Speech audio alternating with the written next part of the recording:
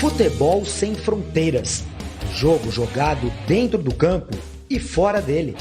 Bastidores, economia, política, turismo. O podcast do UOL para quem gosta de futebol internacional e tudo o que vai além de um simples grito de gol.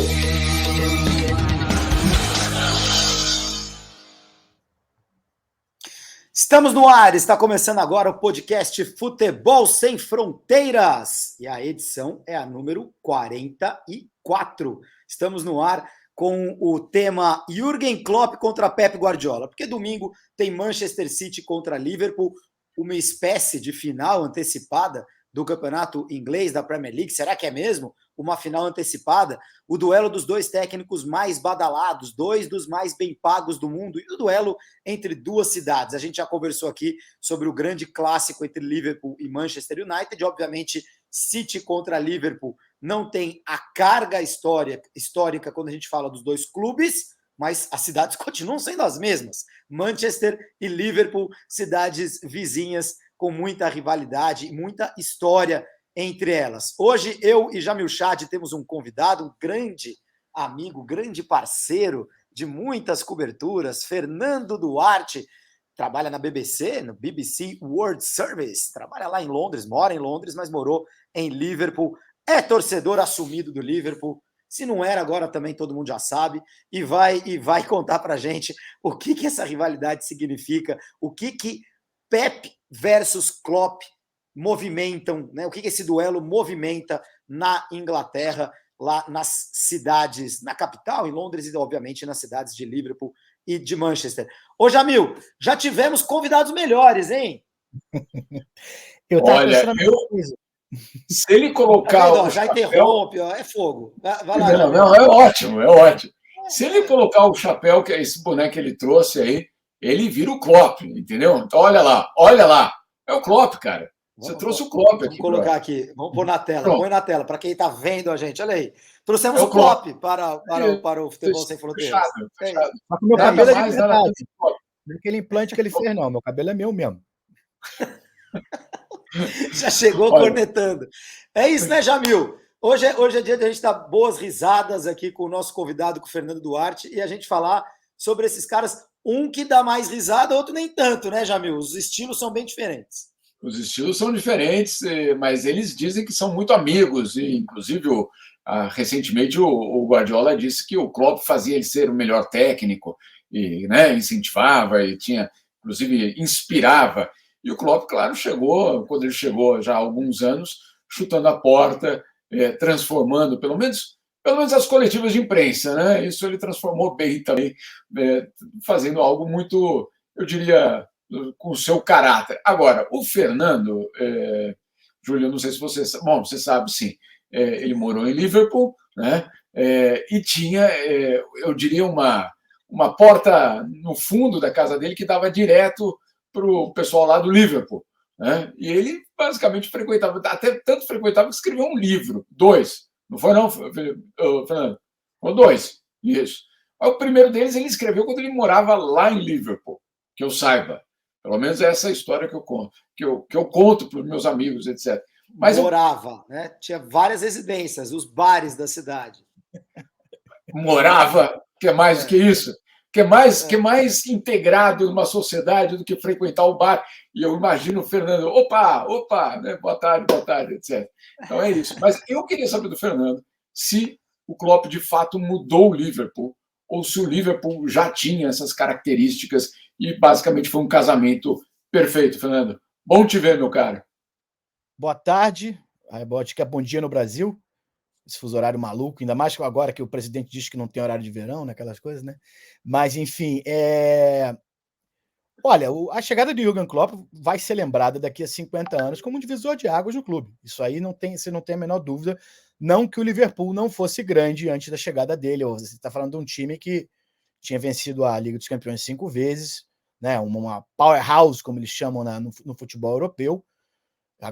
Você pode falar em várias grandes revoluções, inclusive a que acontece a partir dos anos 60, quando o Liverpool para de ser um time ioiô e vai se transformando numa força inglesa, e depois tem aquele assalto à Europa, aliás, o assalto dos times ingleses à Europa no final dos anos 70.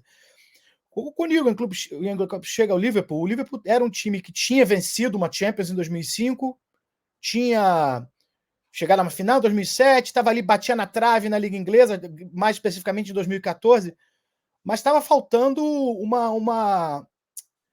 aquela sensação de que dava para não ser assim uma coisa de ocasião. Nessa temporada, se tudo der certo, pode ser consumido. Não, a chegada dele mudou o time, transformou o time em um time que constantemente agora disputa o título.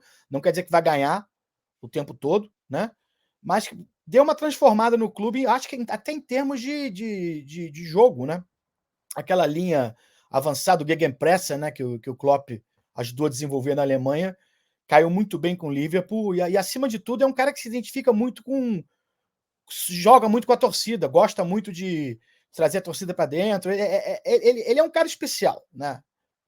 Eu acho que a gente vai comparar dois gênios aqui, mas o lance do Klopp é muito também fora de campo. Ele é muito crítico em relação a assuntos que jogador de futebol e treinador de futebol normalmente passam em branco. Ele falou quanto o Brexit, ele reclama de várias coisas, inclusive dá uns toquinhos na questão dos oligarcas no futebol, né? Mas recentemente ele falou especificamente disso, né? E é um assunto que vai doendo. Vacina também, ele falou. Vacina, inclusive um pouquinho antes da pandemia, tem uma cena muito histórica dele dando uma bronca num torcedor do Liverpool que estava tentando bater mão com ele, um pouquinho antes da grande parada. Ele falou: gente, estou com uma pandemia aí, a gente não pode apertar a mão.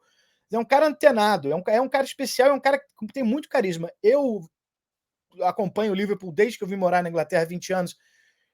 Houve treinadores famosos, inclusive o Rafa Benítez, que, né, o pai lá do milagre de Istambul, da virada sobre o Milan em 2005, mas eu tô para ver um treinador, desde que eu cheguei, que se identifique, que tenha se encaixado tanto no clube como ele se encaixou.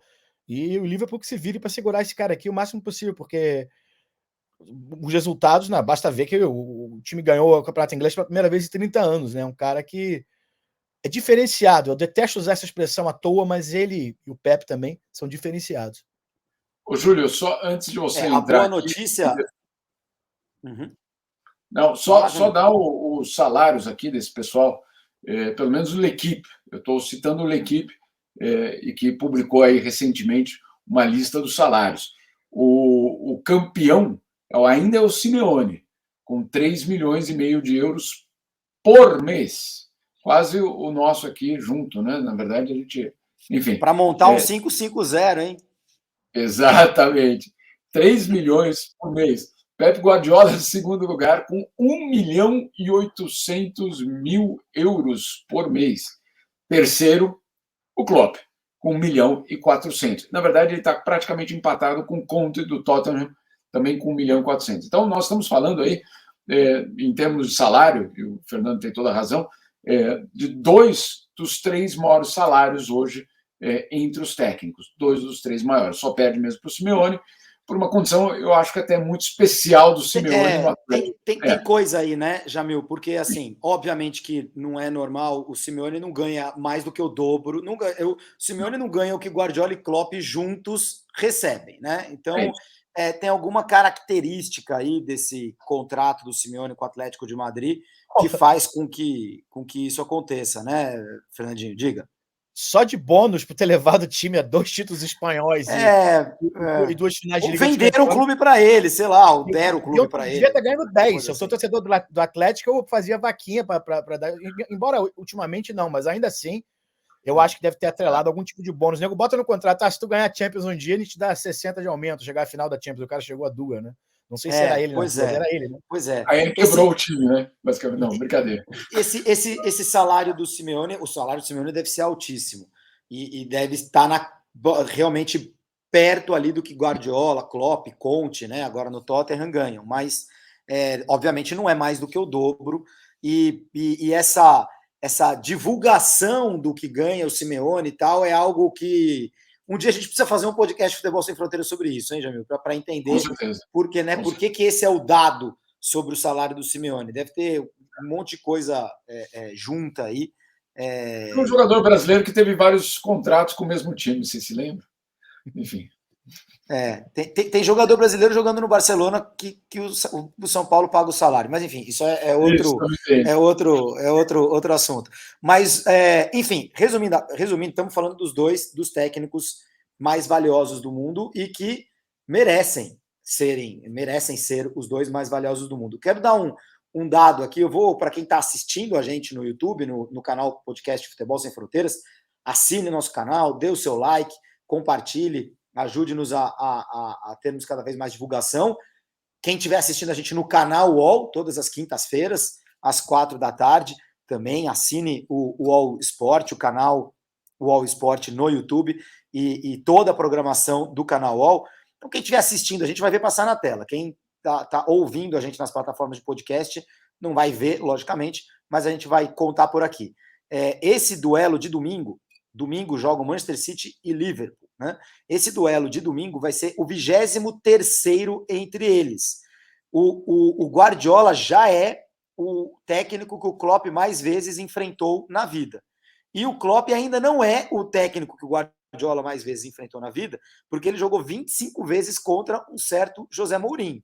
Então tem 25 jogos entre Guardiola e Mourinho na história, e esse vai ser o 23º entre Guardiola e Klopp. Eu vou passar aqui as estatísticas agora. São 9 vitórias para cada lado, com 4 empates. 9 vitórias para cada lado, com 4 empates. Se a gente olhar a lista de duelos do Guardiola contra outros técnicos, se a gente pegar ali 5 jogos, pelo menos 5 jogos realizados, para não ser aquela coisa, né? Jogou uma vez contra o cara, 2 vezes e tal. 5 jogos realizados para cima, o Guardiola só tem retrospecto negativo contra o Conte, ganhou 2 e perdeu 3. Ganhou 2 e perdeu 3, jogou 5 vezes. Contra, pasmem, o Solskjaer, que aí não é um retrospecto negativo, ganhou tantas quantas perdeu, quase, se não me engano, 4. Olha Zé do Will. Pois é. O Solskjaer que o United mandou embora.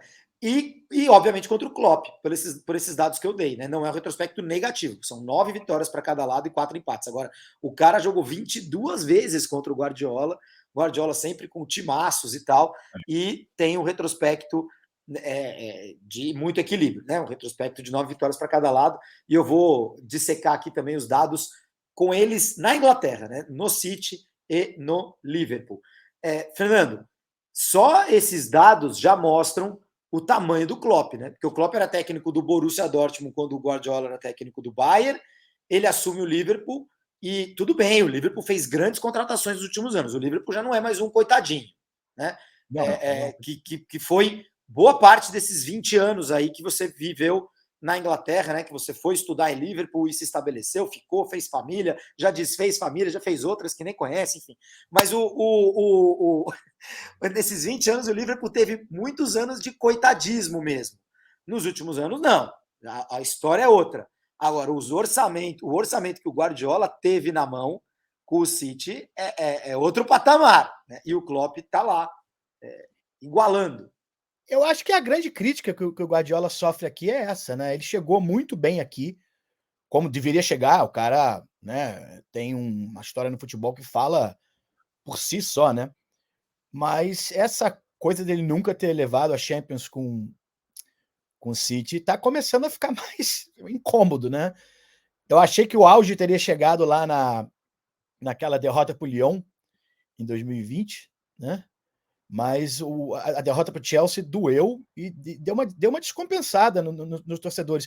Ele é muito respeitado ainda, como tem que ser. A máquina que ele montou lá no City, né? Você pode falar, tudo bem, dinheiro é uma coisa fundamental, mas o Liverpool também gastou. O Liverpool meteu uma grana no Van Dijk, uma grana no Alisson. Também você pode até não comparar pau a pau, mas assim, não é que o Klopp pegou um time de garotos locais de Liverpool e transformou, não. Também teve investimento. Não. O que estava acontecendo antes é que o Liverpool estava tão mal na fita que os jogadores não queriam ficar. Tanto Coutinho foi embora, Suárez foi embora, os jogadores não queriam mais ficar. Com o Klopp, o Liverpool voltou a atrair. Voltou a ser... Os caras começaram a pensar, pô, ali já tem futuro para mim. Porque teve época, inclusive na primeira temporada do Klopp, na primeira ou na segunda, se não me engano, acho que na primeira, o Liverpool estava jogando a Copa da UEFA, ou a Liga Europa. Nem na Champions estava. Inclusive perdeu a final. Para o Sevilha, se eu não estou enganado, acho que foi para o Sevilha. mas porque o Sevilha sempre ganha, né, a Liga Europa, né? Então eu posso chutar qualquer ano que deve ter sido o Sevilha mesmo.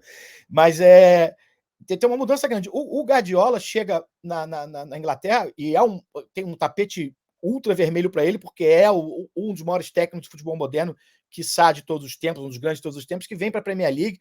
O inglês, ele adora a Premier League, ele acha que a Premier League é o melhor torneio do mundo, tem um orgulho muito grande. E quando uma grande contratação vem, seja dentro ou fora do gramado, os caras ficam ensandecidos. E realmente, você vê que o trabalho dele na Liga é incontestável. O City, tirando aquela temporada louca do Liverpool, que o Liverpool acertou tudo que podia acertar, e todo mundo em algum momento errou, o cara não botou um pé fora, mas não ganhou a Champions, né? Que, aliás, já é algo que já o afetava. Assim, isso é a minha opinião pessoal, ou como jornalista. Eu estranhei muito, eu fiquei assim, um pouco decepcionado com a passagem dele pelo Bayern de Munique, por exemplo. Ali era outro time também que ganhar a Champions é quase que obrigação. Tudo bem, se o Bayern tivesse ganho 7 títulos, de repente com Guardiola nenhum, a situação seria diferente, mas me decepcionou um pouco com o elenco que ele tinha na mão não ter feito algo mais expressivo na Europa. E se há algo que pode ser criticado dele hoje, que as pessoas criticam aqui, é essa gaguejada que o City sempre dá na hora de decidir na Europa. Mas aí é uma pergunta que eu faço, porque não só... Perdão, Júlio. Vai lá, Jamil. Não, é uma pergunta que eu faço, porque também tem uma outra situação, que eu não estou comparando, mas essa intolerância a não ganhar a Champions, né? Ou seja, o projeto não funciona se ele não ganha a Champions, ou ele não vinga se ele não ganha a Champions, ou ele é questionado se ele não ganha a Champions. Isso é algum sintoma de que a Champions hoje ela tem, obviamente, um papel muito maior, mas que basicamente cria a pauta dos próprios projetos dos clubes. Os clubes são criados hoje para ganhar a Champions e não para, eventualmente, ir bem no seu campeonato nacional. Pergunto isso porque são campeonatos muito diferentes. Um campeonato... Antes do Fernando falar, só assim, lembrando de um dado, né? E eu acho que essa que é a questão. Eu entendo o teu ponto, né? Como é que você vai criticar um cara? É um campeonato de mata-mata com os clubes mais fortes do mundo. É que o Guardiola, ele assume o Barcelona no meio de 2008. E a primeira temporada dele é um fenômeno, né? Ganha tudo. Na temporada 2008-2009, ganha Champions, ganha campeonato, recupera a Liga Espanhola, que estava na mão do Real Madrid. Enfim, o Messi já explode. É um avião, né? E o Guardiola ganha a Champions em 2009, na primeira temporada dele. Aí perde do Mourinho, da Inter do Mourinho em 2010 e ganha de novo em 2011. Então ele ganha 2 das 3 primeiras participações dele de Champions League. E depois nunca mais. Então a gente está falando de um técnico que de 2012 para cá, 2012 com o Barça. 2012 com o Barça. Aí 13 ele não estava. Aí 14, 15, 16 com o Bayern. 3 derrotas em semifinais. Para o Barça, para o Real e para o Atlético de Madrid. Aí 17, 18, 19, 20, 21 com o City. Em 21 ele vai chegar na final de novo, né? Que é a final do ano passado, em que ele perde para o Chelsea, do Tuchel. Então, de 2012 para cá, o Guardiola chegou em uma final de Champions. Para o técnico que é quase uma unanimidade, o melhor do mundo, tudo bem não chegar na final de Champions, mas então não é o melhor do mundo. Esse um pouco que é o ponto que os críticos trazem, né? Eu acho que também em relação ao tamanho do aporte financeiro do City e também do PSG, os caras não vão investir para ganhar só a Liga Inglesa. Tudo bem, o City ele tinha um papel secundário no futebol inglês até a chegada do pessoal dos Emirados e ganhou a Liga várias vezes desde então. Mas o projeto não foi feito para uma dominância, para um domínio... Antes do Guardiola, inclusive. Antes do Guardiola, inclusive. Até quando o Robinho vem parar aqui, o Robinho e o Elano, foi outra entrada. Era o Mancini, né? Teve uma dança de treinadores. Mas esses caras fizeram um aporte em relação a querer transformar o City e o PSG em marcas mundiais. Não era só um domínio. O PSG dominar o francês era apenas uma consequência. Outro clube também que não ganhava muitas vezes, mas já tinha um pouco mais de história. Não, o City não ganhar a Champions, Jamil, é meio fracasso em relação ao volume de grana que tem sido colocado lá. Não acho que tem que ser uma coisa automática. O próprio Chelsea, depois da entrada do Abramovich, demorou 8 anos. E foi ainda assim naquele ano heróico, né? Ninguém apostava nada no Chelsea no ano que ele ganhou. Inclusive, quem estava no Estádio Olímpico de Munique, não, na Allianz Arena, naquele ano, achava que o Bayern ia ganhar. Era uma questão de como ia ganhar. E antes, na semifinal, aquele Chelsea ganha do Barça do Guardiola. O Ramires fazendo a maior partida da vida dele. E né? o Messi perdendo o pênalti. Veja bem, desde 2012, Klopp, 3 finais de Champions. Tuchel, 2. Entendeu? É um pouco complicado você sem contar o Zidane. Sem contar o Zidane. Sem contar o Zidane, né? Sem contar o Zidane, que é, para mim, um dos maiores mistérios do mundo. É como que o Zidane... Né, normalmente, craque não vira bom treinador, né? A gente tem lá o Cruyff como uma das exceções, né? O Pelé, craque, não era craque de seleção, mas... Não era craque, não. Não era o Zidane. Não era um Zidane. O Zidane a gente ninguém viu vindo. Mas, assim, pro padrão, a altura em que o Guardiola botou o sarrafo dele, esse retrospecto em Champions é bom, não. O Klopp chega ao Liverpool em 2015. Como você bem disse, Fernandinho, o Liverpool é vice-campeão da Europa League, perde para o Sevilha, a final. Então, estamos falando da 7ª temporada do Klopp, né, no Liverpool. Na primeira temporada, ele chega em 8º lugar na Premier League, e aí, já em 17, acaba em 4º lugar, em 18, em 4º lugar, em 19 é vice-campeão naquela disputa com o City, que todos, né, ficou um ponto de diferença, e eles ganharam todos os jogos, 200 mil jogos finais do campeonato, e o City se manteve à frente. Em 19 e 20, a temporada interrompida pela pandemia, o Liverpool finalmente quebra um jejum de 30 anos sem ser campeão inglês, e no ano passado acaba em 3º, e agora estamos, inclusive por isso que estamos fazendo o podcast hoje, né, estamos nessa disputa pau a pau entre eles pelo título novamente. E o Liverpool, obviamente, volta à Champions League, né, depois daquela primeira temporada, ele vai para a final da Europa League e não se classifica para a Champions. Na segunda temporada já se classifica para a Champions. Então, em 2018, que é a primeira Champions do Klopp no Liverpool, chega na final, perde o título para o Real Madrid, o jogo infame do Karius, lá, o goleiro alemão, né? Em 2019, é campeão da Champions League. Em 2020, perde nas oitavas de final para o Bayern, que seria campeão, e no ano passado perde nas quartas de final para o Real Madrid. Nesse ano o Liverpool está vivo, ganhou terça-feira do Benfica por 3-1, está virtualmente classificado para a semifinal. Julinho, fala, Fernandinho. Perdeu do Atlético Madrid. Perdeu no em casa. Passado? Não, sim. É verdade, do Bayern. A carteira do Klopp no Liverpool, em Anfield. Foi uma coisa que deu uma, verdade. Uma desregulada, inclusive, na época. Ele ganha do Bayern em 2019 na campanha do título. Tem razão. Em 2020 perde do Atlético de Madrid, o último jogo com casa cheia ali, né, antes de fechar tudo. É verdade.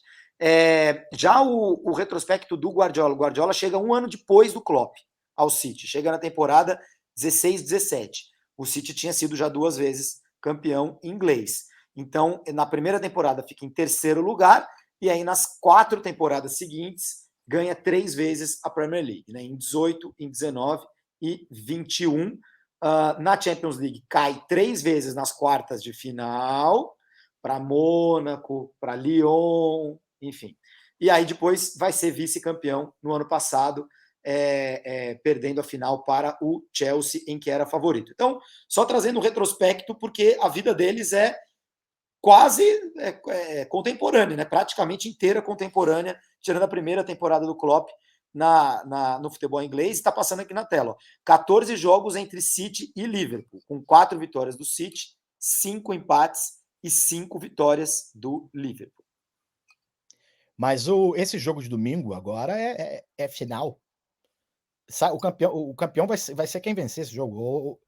Você olha a tabela do inglês agora, o Liverpool tem United, tem Tottenham, tem o derby com o Everton ameaçado de segunda divisão. O Everton vai botar 5 facas nos dentes para jogar esse jogo, porque está ameaçado de rebaixamento, enquanto a tabela é um pouco mais favorável para o City. Não tem conspiração, porque a tabela é sorteada no começo da temporada, não tem aquela coisa de mexer na tabela e tudo.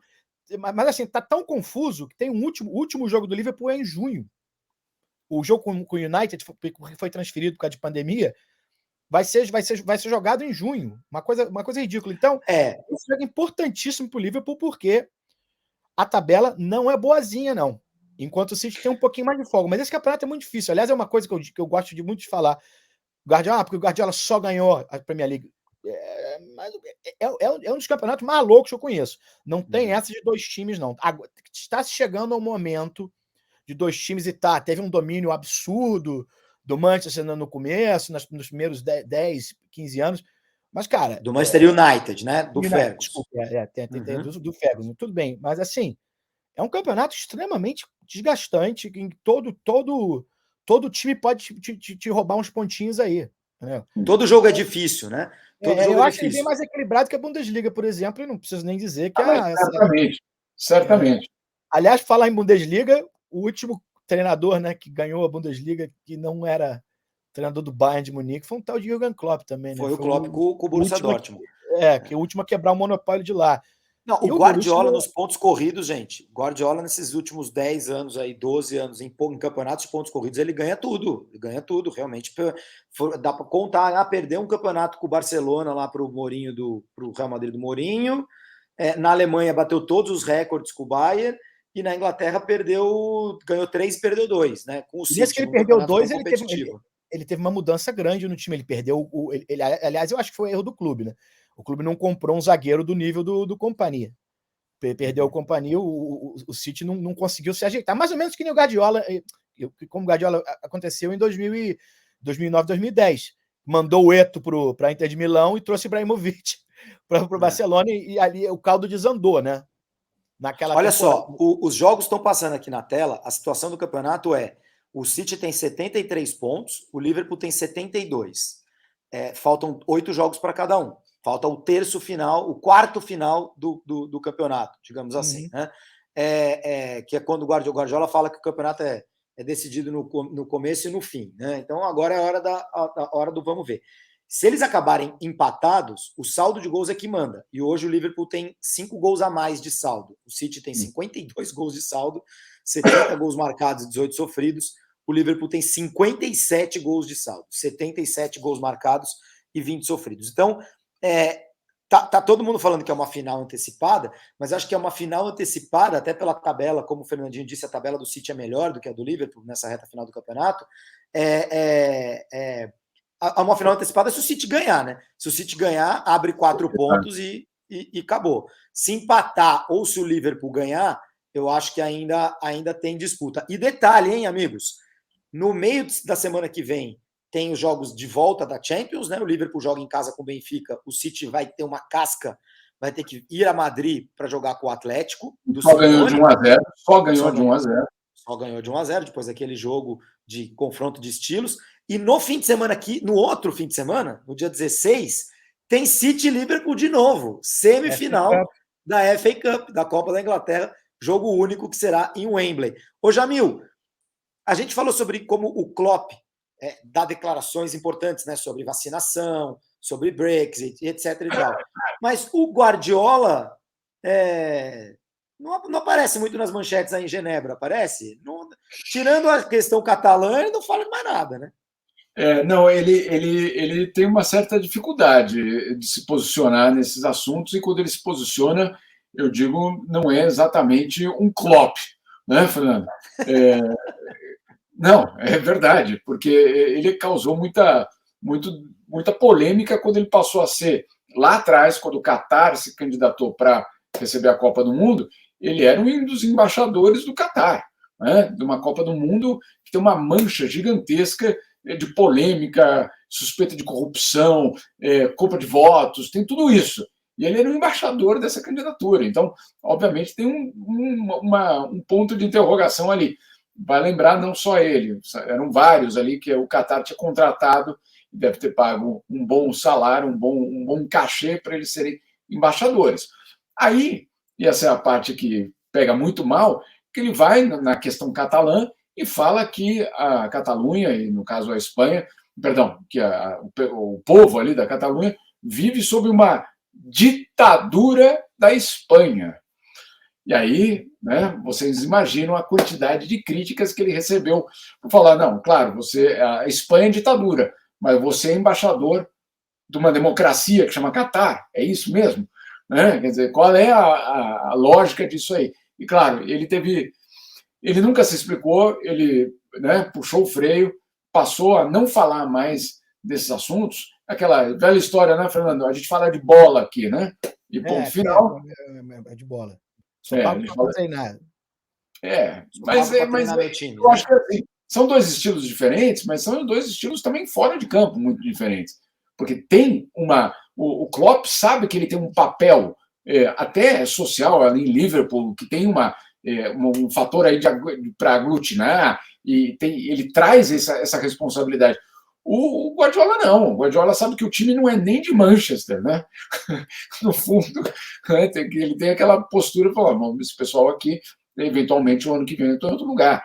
Não estou falando que o Klopp não está, mas ele parece assumir muito mais aquela característica local, se posiciona em vários dos temas sociais. Eu acho que tem um estilo muito diferente. Não estou falando que cadê você? Por que você não faz isso? Etc. Cada um tem os seus motivos. Eu estou dizendo só que essas incoerências elas existem. Chamar a Espanha de ditadura, não estou defendendo a Espanha aqui, né? Mas estou dizendo, chamar a Espanha de ditadura e receber dinheiro do Catar é meio complicado. Fernandinho, o que é conquistar Liverpool? Né? Assim, por que o Klopp, resultados à parte? Óbvio que resultado no futebol sempre faz um técnico, um jogador virar ídolo, tá? Mas o Klopp me parece que transcendeu bastante isso. Qual a característica da cidade de Liverpool, né? Do povo de Liverpool, das pessoas normais lá da região, a gente pode chamar de noroeste da Inglaterra, né? Noroeste, certo? O que faz com que uma pessoa como Klopp, um alemão na Inglaterra, conquiste uma cidade? Olha, eu acho que ele já vinha bem recomendado do Borussia. Ele já tinha um pouco dessa postura que o Jamil mencionou e que eu também mencionei antes, mas de ser um cara mais fora do molde na época do Borussia, até na época que o Borussia fez a final da Champions com o Bayern, era um cara que falava mais, que era um cara mais cosmopolita, já falava inglês, já tinha um pouco mais de contato. Mas ele abraçou muito a ideia do Liverpool. Claro que a cidade de Liverpool não é só o Liverpool, é uma cidade bem dividida. A cidade é metade vermelha e metade azul por causa do Everton. Infelizmente, o Everton não tem uma tradição tão gloriosa, mas é um clube respeitadíssimo, é um clube que com uma torcida muito grande. Não quero que caia para a segunda divisão, porque é uma sacanagem com uma torcida que já sofre para caramba. Mas o liverpooliano, ele se acostumou em ser meio que sacaneado, né? A cidade perdeu muito da relevância política depois da Segunda Guerra, que era um grande porto. Depois da Segunda Guerra foi definhando, nos anos da Thatcher, nos anos 80, virou sinônimo de degradação social. É uma cidade em que tem uns índices de pobreza ainda muito maiores do que outras partes do Reino Unido. Aliás, o norte da Inglaterra, né, é bem mais pobre que o sul, ao contrário de outros países como a Itália, por exemplo. Então, ele entendeu muito bem a força que esse clube tem lá. E é interessante, o Liverpool tem uma ligação também forte com os movimentos comunitários, até por causa da tragédia de Hillsborough. O clube teve que se preparar muito mais por esse lado social. Não estou dizendo que não quer ganhar dinheiro, não, e ganha. É top 6 da Inglaterra em relação à receita, tá? Não tem mecenas de oligarca, mas tem dinheiro, entendeu?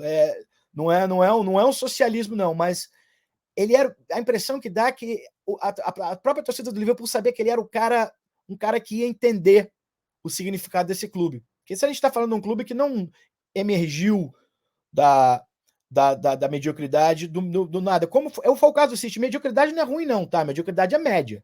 O City, antes da chegada do dinheiro de Abu Dhabi, tinha até andado para a terceira divisão. Clube elevador, subia e descia, subia e descia. É um clube que tem história? Sim, é o clube dado dos irmãos do Oasis, suportam.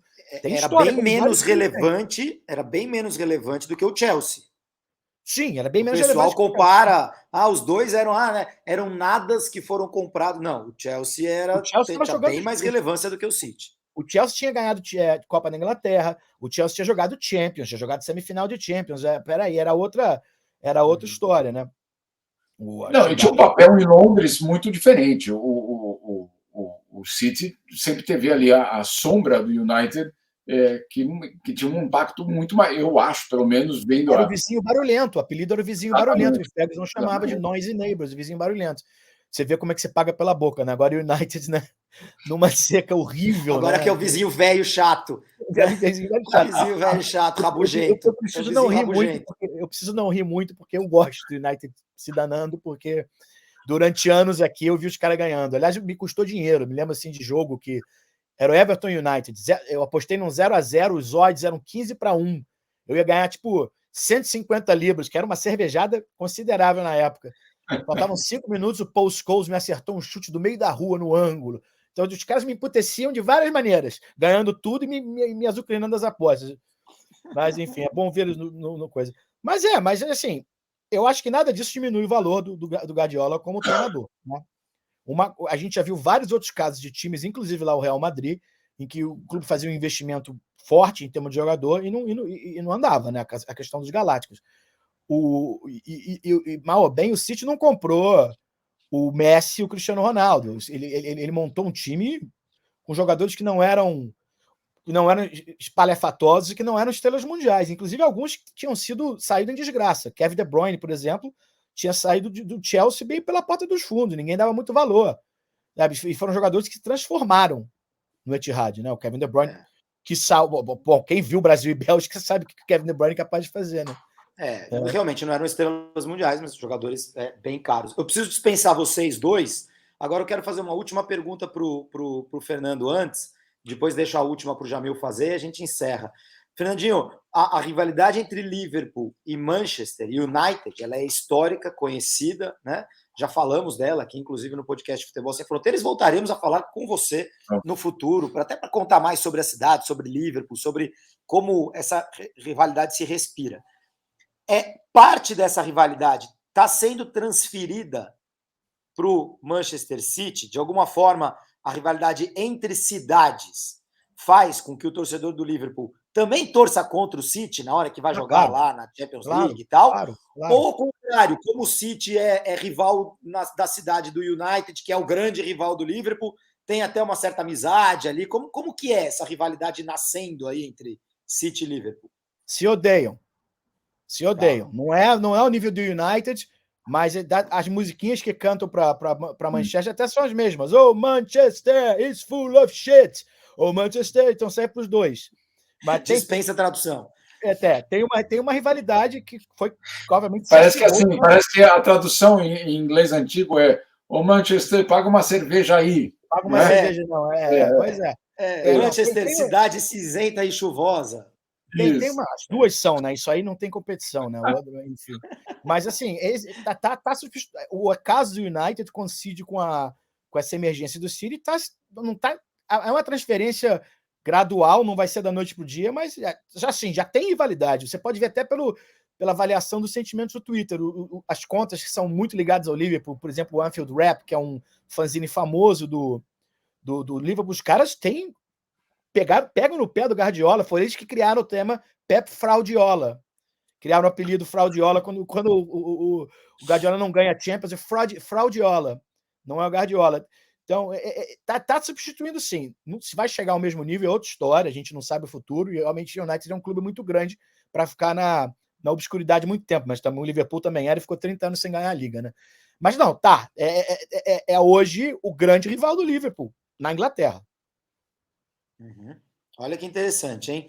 Jamil, o pessoal está te esperando lá na ONU para começar uma votação sobre a guerra da Ucrânia. Sabe que lá em Genebra, né, Fernandinho, as sessões só começam quando o Jamil chega, né? Então faça a última aí pro Fernandinho. Zelensky só começa a falar e procura o Jamil. Where is Mr. Shot? Eu tenho um histórico de cobertura com o Jamil em vários lugares do mundo, inclusive a gente foi preso no Egito junto, essas coisas. Que você vai contar, hein? Não, preso político. O cara é conhecido. Eu e o Julinho, a gente tem uma história com futebol, mas o Jamil, a gente trabalhou em coberturas sérias, entre aspas, né? E o cara é conhecido mesmo, cara. Manda na ONU. Manda. Já foi no karaokê com o Ban Ki-moon. Pede para ele te contar essa história, que ele canta karaokê com o ex-secretário-geral da ONU, Ban Ki-moon. Você sabe que isso existiu, né? Que ele cantou, inclusive. Ban Ki-moon is coming to town. Então, existiu. Só o Jamil consegue essas coisas. Só o Jamil. Existiu, tá? Eu não estou inventando isso aqui, não. Mas, enfim. O Blatter tinha medo de dois caras, do João Avelange e do Jamil. Quem que tinha medo? O Blatter tinha medo de dois caras. O Blatter. Do Avelange e do Jamil. Muito bom. Muito bom, muito bom. Posso contar a história do Kia também? Pode contar a história do Kia? Vai, o Jamil já atrasou a Assembleia da ONU, vai lá. A gente foi fazer um jogo de seleção brasileira em Hamburgo, um amistoso com a Dinamarca, e a gente estava... O Kia Jorabichian estava no estádio. Na época daquela confusão toda, com o Corinthians e tudo, a gente tinha que seguir ele. E a gente deu de cara com o Andrés, o presidente Andrés, o ex-presidente Andrés do Corinthians, sei lá o que ele anda fazendo hoje em dia, e ele apontou para o Kia e para o Jamil. Tá vendo, Kia? Esse aí é mais bandido que você. O Fernando Duarte foi correspondente do jornal O Globo por muitos anos na Inglaterra. Jamil Chad foi correspondente do Estadão por muitos anos, né, lá em Genebra. E hoje eu diria para vocês dois, meus amigos, que vocês foram por uma melhor. O Jamilaço aqui no UOL, em vários lugares, e o Fernandinho na BBC. Diga.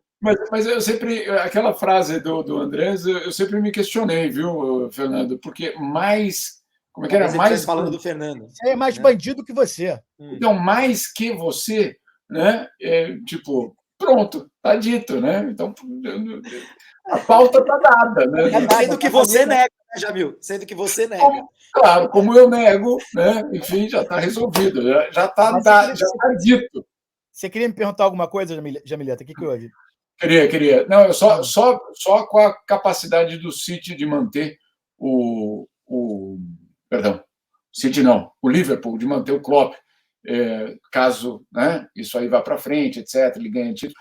Tem algum compromisso do Klopp com o Liverpool mais de longo prazo? Ou vai chover convite e ele vai acabar eventualmente saindo? Como é que isso é visto? O atual contrato, se eu não me engano, vai até 2024.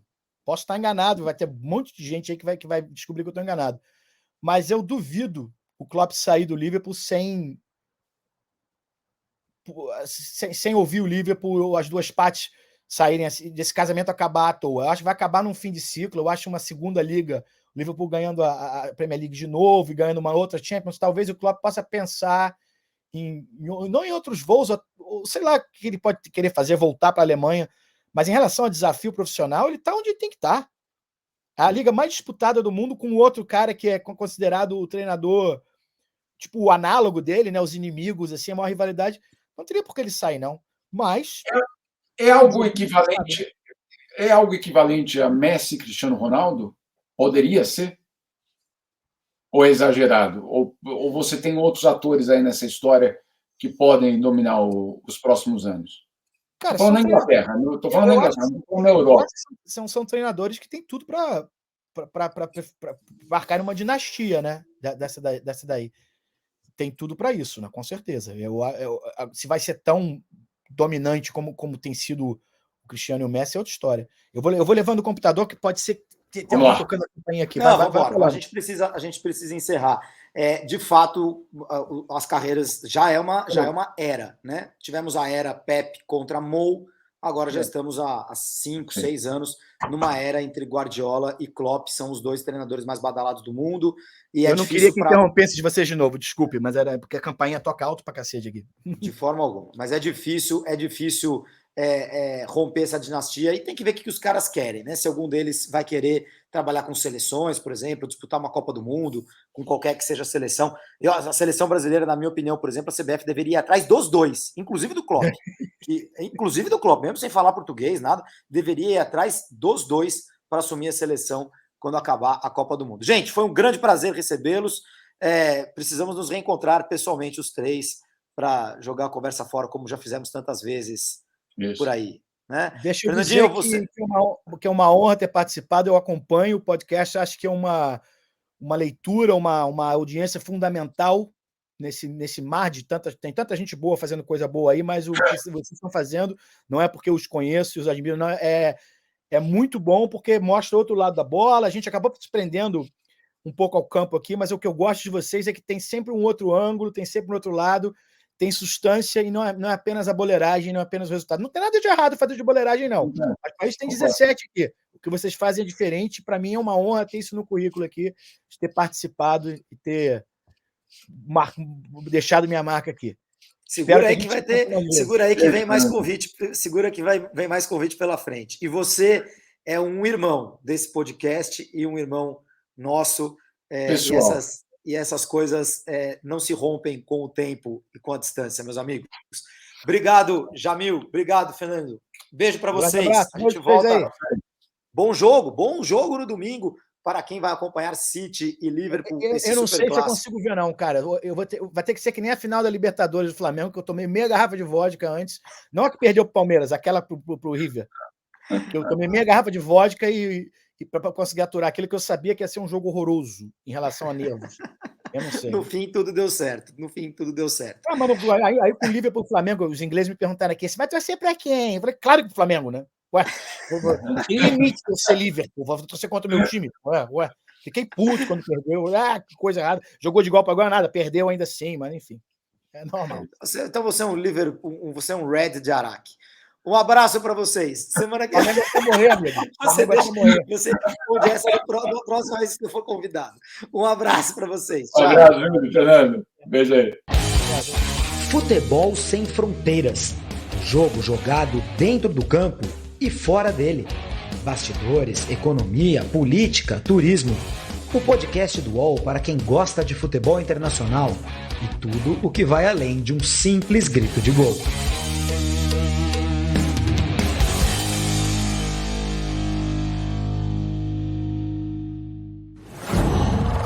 UOL.